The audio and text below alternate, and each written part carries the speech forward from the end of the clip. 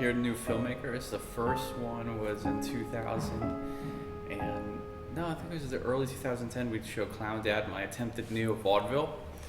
Then after that, we showed Divorcees, which was a murder mystery, and the last one we did was we showed a music video for Orphan, Fetus, and Fetu, where my very pregnant girlfriend at the time was torturing one of the band members with different instruments.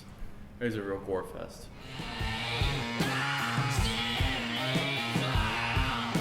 The new project is called Back Issues.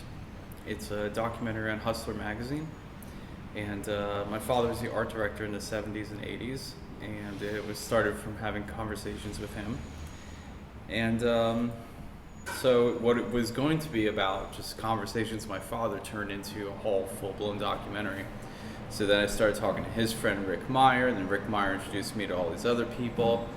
So I've spoken to models, photographers, cartoonists, former editors, and then people who've been influenced by it, the cultural influence that magazine had while it was in its prime. I hope to have it done at least a rough version by the end of this year, if not completed.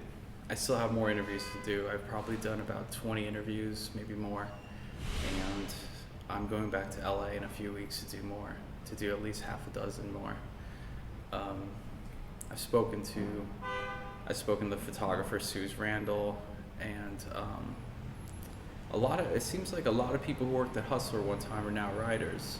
So I've spoken to Paul Krasner, a 1960s countercultural icon who was briefly the publisher of the magazine after Flint became born again.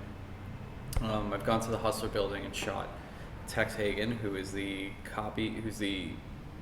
managing editor now for about 35 years.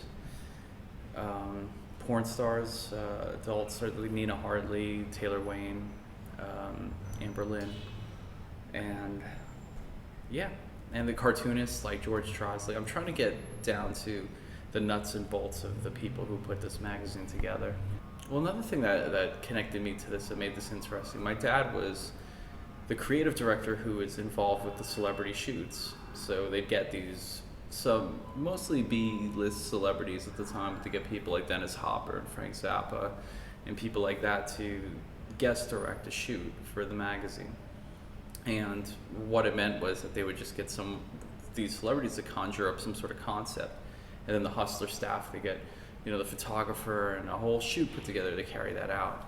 Like in Hopper's case, he had his own paintings behind the models, and they had the women posing, and they spent a pretty decadent few weeks trying to find the perfect models in all the S&M clubs in LA at the time to try to find the right models for this shoot. I think it's gonna be it's the only thing ever done like it, and I think it's going to be important historically, at least for this point where we're at in our culture.